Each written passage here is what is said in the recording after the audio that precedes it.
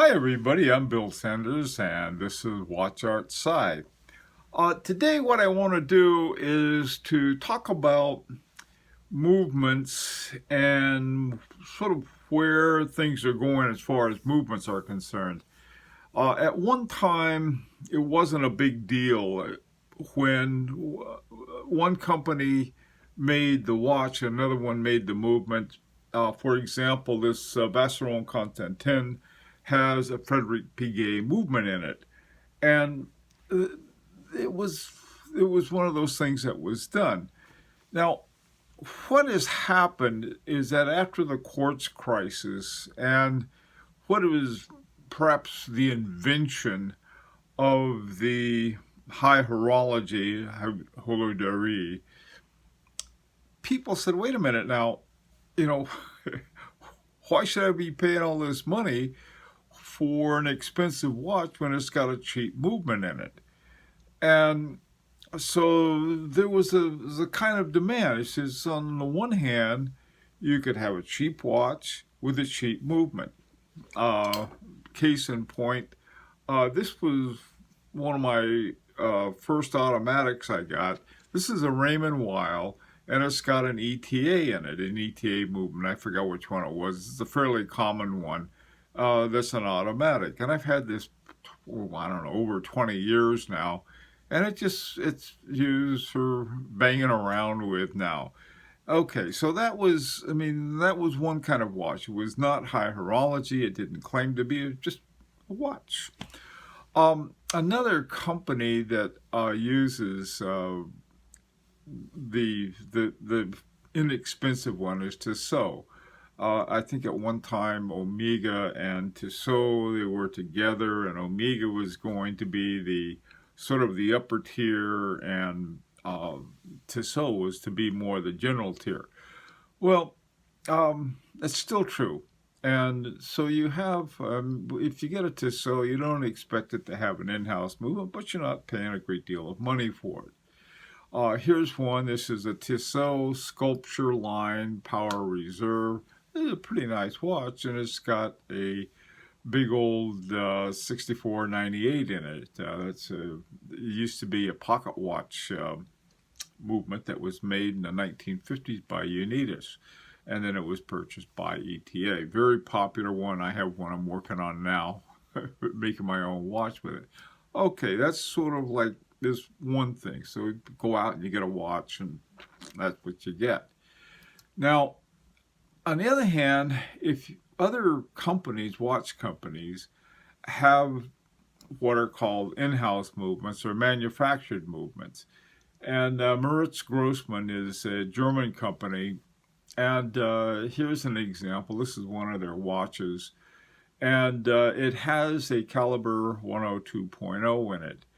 Now, one of the things, this is sort of an interesting thing for Moritz Grossmann. They have a 2/3 plate, and the thing that's neat about a 2/3 plate is you can see a lot of the movement through a 2/3 plate. Here's one, and you can see the entire escapement, and then the wheel train that is going down to the escapement.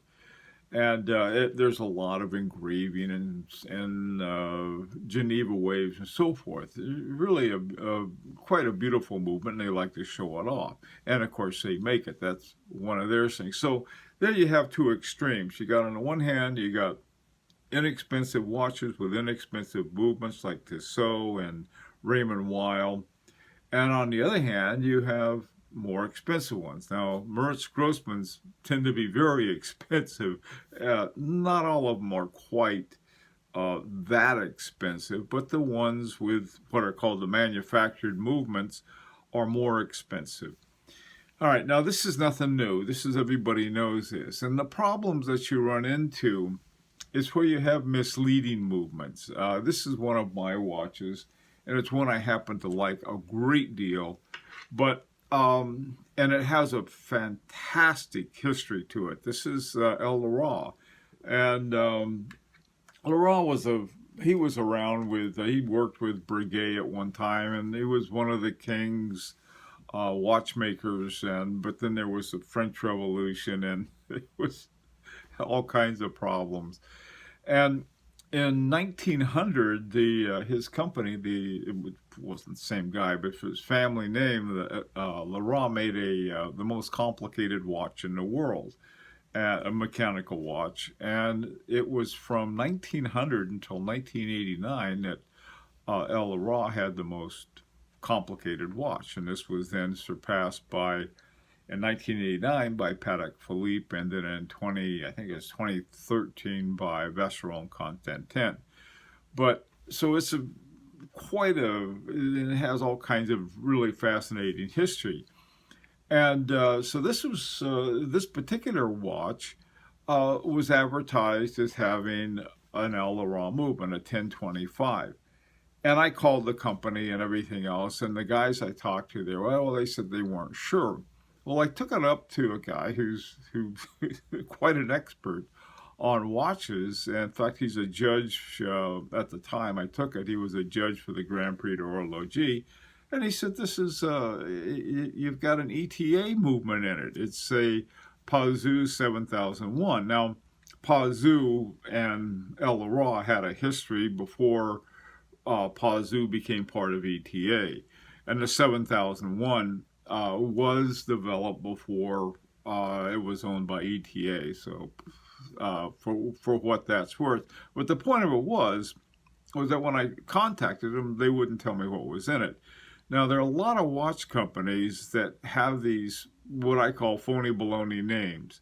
The name that they had for their movement was called the L1025. For Leroy 1025, but all it was a Pazou 7001. And Pazou 7001, or ETA 7001, is actually a pretty good movement. It's one of their mechanics specialties. So as far as ETA is concerned, it's a pretty decent one, and it's very thin, and the watch itself is got more gold in it than Fort Knox. That's one of the interesting things about this particular watch. They piled a lot of gold in it, but they didn't really do much with the movement. And they also have a great dial on the thing and blued hands and all of this other thing. But the movement they put in there, and then they wouldn't tell anybody about it. The history, they've been making their movements, so they use other people's movements. They have other ones with Vaucher movements, which is quite a good movement. But so you have misleading movements. Now, something new is coming up. I mean, we're all familiar, I think, anyway, with you either have InHouse or you have some other movement. The ones we worry about are the inexpensive movements in an expensive watch. Now, let's take a look at these three watches, and they're relatively new. On the one hand, you have the Panerai Luminor logo 3-day watch. You have the Ralph Lauren Oral Automotive Skeleton watch, and then you have the Vacheron Constantin 56.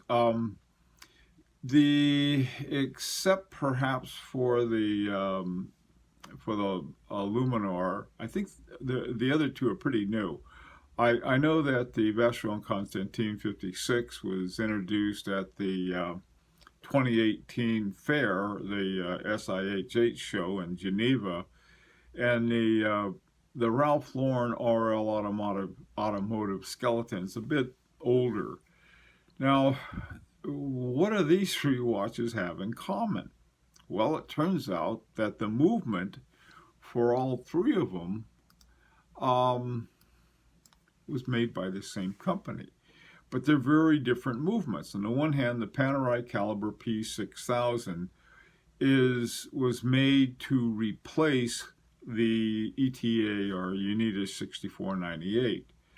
The Vacheron Constantin Cal 1326 is considered an in-house movement, but something we got to talk about. Now, the Vacheron Constantin Caliber 1326 is in their new line of watches called the 56, I think. Anyway, The point of it is that this was supposed to be a sort of a new entry-level Vacheron Constantin. It's costing about $11,000 in steel, in stainless steel. The Ralph Lauren, for the most part, I never had a great deal of expectations from Ralph Lauren. I mean, Ralph Lauren, I thought, well, that's a fashion watch, and didn't really think much about it. But then I saw this. It's got a caliber RL 1967. Now, so the question is, well, who's making these things? In some articles, the Ralph Lauren Automotive Series was made by IWC, okay?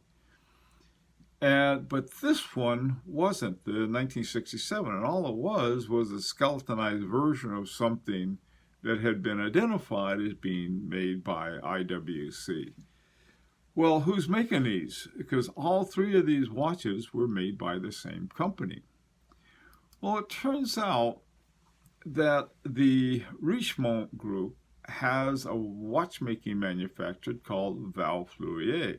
Val Fleurier is located in Fleurier, where you have Beauvais and Parmigiani and sort of that group of watches. And they're all independent. I don't think any of them are owned by Richemont.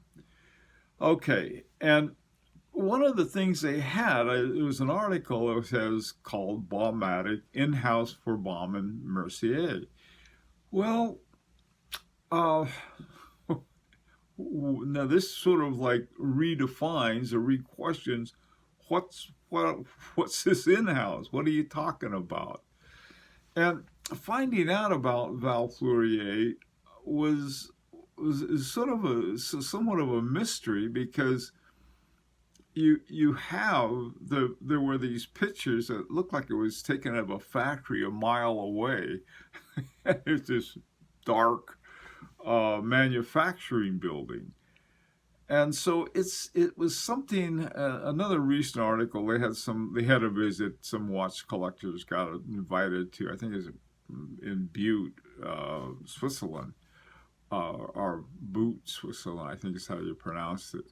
Were some group where they were invited to it. So I think they're starting to open up, but it's like, now, what's the difference between Val Fleurier as sort of a, making movements for watches as entirely different as, on the one house, Baume & Mercier, and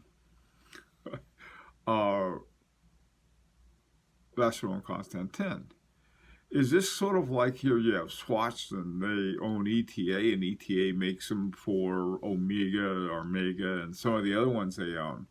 So this is sort of an interesting, they're not ETA, and they're original, and but are they, how do we look at this as in-house? Because Val Fleurier is something else. Now, if Vacheron Constantin has their own in-house movements, don't have any of my in-house ones lined up here, but they do have them.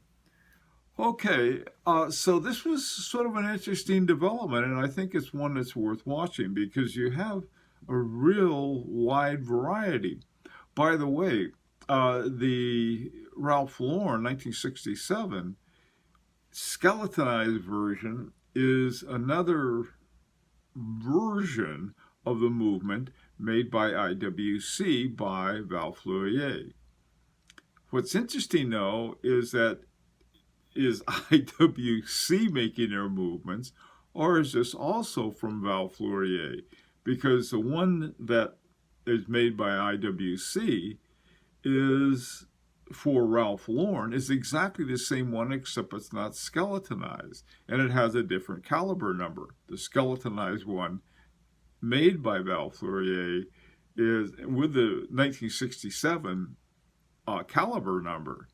So there's a lot of interesting stuff going on, and I know that a couple things that are relevant here. First of all, is that more and more people are demanding in-house movements, and that's one thing. And the other was that I think probably a big mistake that ETA made back in earlier 2000 when they said, well, we're only going to make movements for our own, the watches owned by the Swatch Group. So anyway, so an interesting show to watch, and especially when you have things. Well, this is high horology, and they're being made by the same sort of mega company in the same way that ETA makes them for a whole lot of different people. Well, listen, that's it. I just wanted to think about these kinds of things. I was reading about Rolex and the Daytona, and not only did they at one time have an El Primero movement, they had a Valjoux in it, a very interesting one, or some module for a Valjoux. Again, Rolex has so many people who are super experts about that. I don't want to go on to it, but a lot of times you think, well, my watch doesn't have anything interesting about it. It's just got a in-house movement. It's if you get a Vacheron and Constantin, you're going to get a Vacheron and Constantin movement. Well, that's not necessarily true. The same is true with the Patek Philippe, and it's true with ones that we don't know about. So it just, to me, it's one of the most fun things we can do in watch collection is learning more and more about the movements. Okay, as always, I'd love to hear your comments, what you have to think and say about these things. What you think about, I'm very interested about this development with the Richemont group and the development of Val Fleurier. Is this in-house or is this something else altogether again? And of course, as always, this is an invitation to subscribe. So till next Friday, this is Bill Sanders with Watch Art Side, the art and science of watch collection.